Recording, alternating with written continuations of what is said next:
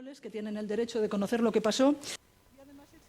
I bé, novetats també en el cas Castor. Compromís acusa el govern central d'ocultar informació sobre el futur del magatzem subterrani de gas situat davant de les costes de Vinaròs, al Baix Maestrat. La coalició va reclamar a l'executiu l'informe que va encarregar a l'Institut Tecnològic de Massachusetts sobre la plataforma.